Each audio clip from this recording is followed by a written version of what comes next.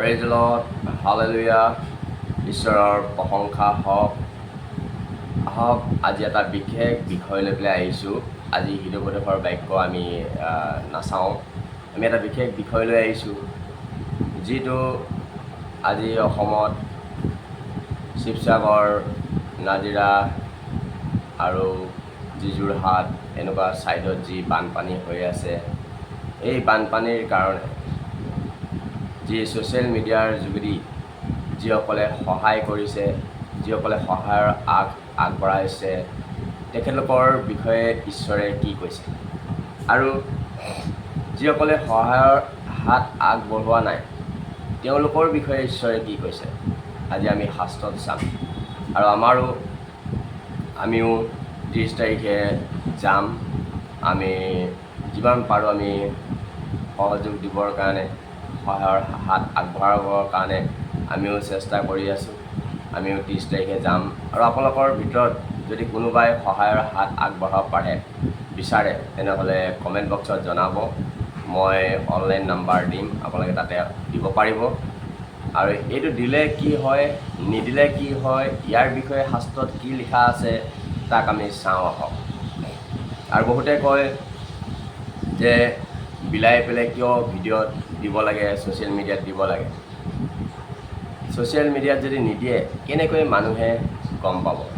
আজি ছ'চিয়েল মিডিয়াত বানপানী হোৱাৰ ছবিবোৰ, ভিডিঅ'বোৰ দিয়াৰ কাৰণে আজি মানুহে গম পাইছে যে হয়, বানপানীত মানুহবোৰৰ হাহাকাৰ হৈছে। আৰু দিয়াৰ কাৰণে আৰু যেতিয়া ইজনে দিছে, তেওঁক দেখি পেলাই আৰু ইজনৰ মনটো আগবাঢ়িছে যে ময়ো দিম, ময়ো আগবাঢ়িম। সেইটো ভালহে কৰিছে, এইটো কোনো বেয়া কৰা নাই। আৰু তেওঁলোকে ভিডিঅ' দি ইনকাম পায়, কিবা পায়, এইটো আমি কোনেও জেপৰ পৰা নিদিওঁ। এইটো আমেৰিকাৰ পৰা দিব, যিটো YouTube channel, Facebook channel, Instagram হওক, এইটো বাহিৰৰ দেশৰ হয়, তেওঁলোকে দিব। তেওঁলোকে ইয়াত যেতিয়া তেওঁলোকৰ গা জ্বলা নাই, তেনেহ'লে আমাৰ গা জ্বলিবৰ কাৰণে কি আছে? তেওঁলোকে দিব, তেওঁলোকে ইনকাম পাব। আৰু এইটো ইনকাম পাওক বা নাপাওক সেইটো লৈ ডাঙৰ কথা নহয়, কিন্তু ডাঙৰ কথা হয় যে ছ'চিয়েল মিডিয়াৰ যোগেদি সমস্ত দেশে আজি জানিব পাৰিছে, আৰু তাৰ যোগেদি সমস্ত দেশৰ পৰা বিভিন্ন লোক সহায়ৰ হাত আগবঢ়াবৰ কাৰণে আগবাঢ়ি আহিছে। আহক আমি চাম, এই সহায়ৰ হাত আগবঢ়ালে কি লাভ আছে আৰু সহায়ৰ হাত আগ নবঢ়ালে কি লাভ আছে। আহকচোন বাক্যৰ যোগেদি আমি শুনো আহক। আপোনালোকে মোৰ লগত চাব পাৰিব পবিত্ৰ বাইবেল শাস্ত্ৰত গীতমালা 41 অধ্যায় 1, 2, 3 পদ। যিজনে দৰিদ্ৰলৈ চিন্তা কৰে সেইজন ধন্য, যিহোৱাই তেওঁক সংকটৰ কালত উদ্ধাৰ কৰিব। যিজনে দৰিদ্ৰলৈ চিন্তা কৰে, যিজনে আজি আপাৰ ছাইডে পানীত বিপদত পৰিছে, তেওঁলোকৰ মৃত্যুৰ মুখত পৰিছে, থাকিবলৈ জেগা নাই, খাবলৈ খাদ্য নাই, পিন্ধিবলৈ কাপোৰ নাই, তেওঁলোকে বিপদত পৰিছে। আৰু তেওঁলোকৰ কাৰণে যদি আপুনি চিন্তা কৰিছে, তেনেহ'লে ঈশ্বৰে কৈছে আপুনি ধন্য ব্যক্তি। আৰু আপুনি যোনদিনাখন সংকটত পৰিব, বিপদত পৰিব, সেইদিনা ঈশ্বৰে আপোনাক উদ্ধাৰ কৰিম বুলি কৈছে। আমেন।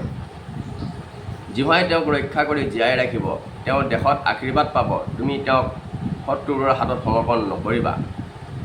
আপোনাক ৰক্ষা কৰিব আৰু জীয়াই ৰাখিব বুলি কৈছে, আৰু আপোনাক আশীৰ্বাদ প্ৰাপ্ত কৰিব। আজি যে আপুনি দুখীয়া সেইসকল লোকৰ কাৰণে, যিসকলে আজি বানপানীত আজি হাৰাশাস্তি হৈ আছে, তেওঁলোকৰ কাৰণে যে চিন্তা কৰিছে, আপুনি সহায়ৰ হাত আগবঢ়াইছে, তাৰ বাবে ঈশ্বৰেও আপোনাক ৰক্ষা কৰিব আৰু আশীৰ্বাদ কৰিব।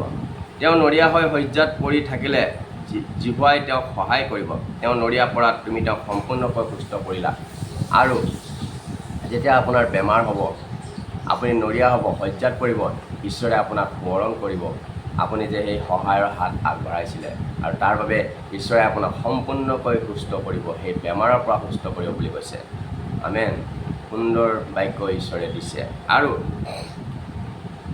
মথিত কি বুলি কৈছে? মথি 25 অধ্যায় আমি চাম 35 পদৰ পৰা। কিয়নো মোৰ ভোক লাগিছিল, তাতে তোমালোকে মোক খাবলৈ দিছিলা। পিয়াহ লাগিছিল, মোক পান কৰিবলৈ দিছিলা। অতিথি হৈছিলোঁ, মোক আশ্ৰয় দিছিলা। উদঙে আছিলোঁ, মোক কাপোৰ পিন্ধাইছিলা। নৰিয়া পৰিছিলোঁ, মোক চাবলৈ গৈছিলা। আৰু বন্দীশালত আছিলোঁ, তাতো মোৰ ওচৰলৈ গৈছিলা। ইয়াতে কৈছিলে মোৰ ভোক লাগিছিলে, তুমি মোক খাবলৈ দিছিলা। মই উদঙে আছিলোঁ, মোক কাপোৰ দিছিলা, আশ্ৰয় দিছিলা। তেতিয়া ধাৰ্মিকবিলাকে তেওঁক উত্তৰ দি ক'ব, হে প্ৰভু, আমি কেতিয়া আপোনাৰ ভোক লগা দেখি আহাৰ দিছিলোঁ, নাইবা পিয়া লগা দেখি পাণ কৰাইছিলোঁ?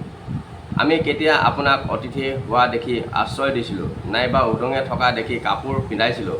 আৰু আমি কেতিয়া আপোনাক নৰিয়া পৰা বা বন্দীশালত থকা দেখি আপোনাৰ ওচৰলৈ গৈছিলোঁ? তেতিয়া ৰজাই উত্তৰ দি তেওঁলোকক কয়, হ'ব, মই তোমালোকক স্বৰূপকৈ কওঁ, মোৰ এই ভাইবিলাকৰ মাজত সৰু এটিলৈকে যি যি কৰিছিলা, তাক মোলৈহে কৰিছিলা।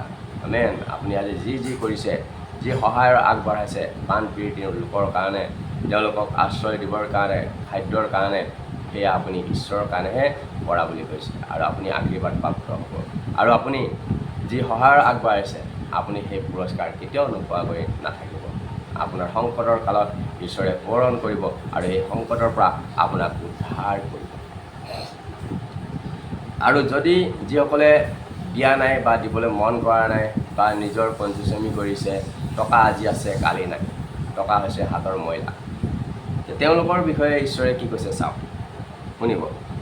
তেতিয়া তেওঁলোকে বাওঁফালে থকাবিলাকক ক'ব, হেৰ সাৱৰে পোৱাহঁত, ছয়তান আৰু তাৰ দূতবোৰে নিমিত্তে যুগুত কৰি থোৱা অনন্ত জুইলৈ তহঁতে মোৰ ওচৰৰ পৰা গুচি যা হওক। ঈশ্বৰে ক'ব, তহঁতে মোৰ ওচৰৰ পৰা গুচি যা হওক, কিয়নো মোৰ ভোক লাগিছিল, তাতে তহঁতে মোক খাবলৈ নিদিলি, পিয়া লাগিছিল, মোক পাণ কৰিবলৈ নিদিলি, অতিথি হৈছিলোঁ, মোক আশ্ৰয় নিদিলি, উদঙে আছিলোঁ, মোক কাপোৰ নিপিন্ধালি, নৰিয়া আৰু বন্দীশালত পৰিছিলোঁ, মোক চাবলৈ নগলি।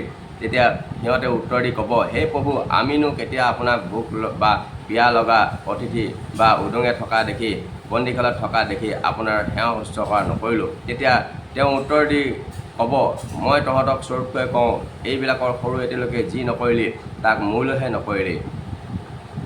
তেতিয়া ঈশ্বৰে তেওঁলোকক ক'ব, আজি যিসকল বিপদত পৰিছে বানপানীৰ, তেওঁলোকক তই চাবলৈ নগলি, খাবলৈ নিদিলি, আৰু ঈশ্বৰে সেইদিনা তেওঁক ক'ব, আৰু তেওঁ সাৱৰ প্ৰাপ্ত হ'ব বুলি কৈছে।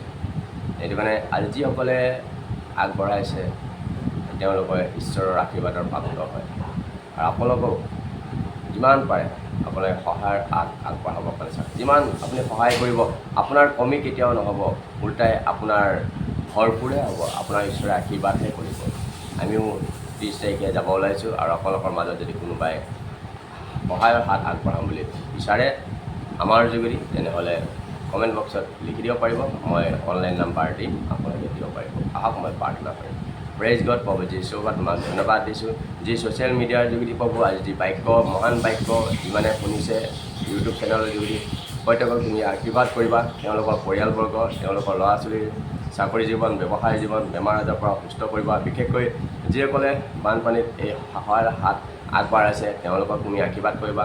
মই তেওঁলোকক তোমাৰ নামত ব্লেছ কৰিছোঁ, in the name of Jesus. প্ৰভু, তেওঁলোকৰ ওপৰত তুমি দয়া কৰা, বানপানীটো নাইকিয়া কৰি দিয়া, বৰষুণ কমাই দিয়া প্ৰভু, তেওঁলোকে যেন প্ৰভু খাবলৈ, পিন্ধিবলৈ, থাকিবলৈ সকলোখিনি যেন যা যোগাৰ পাব, তেনে তুমি আশীৰ্বাদ কৰা প্ৰভু। দেশৰ কাৰণে প্ৰাৰ্থনা কৰিছোঁ, প্ৰধানমন্ত্ৰী, মুখ্যমন্ত্ৰী, MLA যিসকল ডাঙৰ পদত আছে, তেওঁলোকক আশীৰ্বাদ কৰিবা, জ্ঞান বুদ্ধিৰে চালিত কৰিবা, যেন তেওঁলোকে শান্তিত দেশখন চলাই নিব পাৰিব, তুমি আশীৰ্বাদ কৰিবা। মই তোমাৰ নামত ব্লেছ কৰিছোঁ। দুখীয়া দৰিদ্ৰ খাবলৈ, পিন্ধিবলৈ, অনাথসকলক প্ৰভু আশীৰ্বাদ কৰিবা, বৃদ্ধসকলক আশীৰ্বাদ কৰিবা, নপুংসকলক আশীৰ্বাদ কৰিব। ধন্যবাদ দিছোঁ, তুমি প্ৰাৰ্থনা শুনিলা, তাৰ বাবে প্ৰাৰ্থনা যীশুৰ নামত কৰিছোঁ। Amen. Praise Lord, praise Lord, praise Lord. ধন্যবাদ দিছোঁ।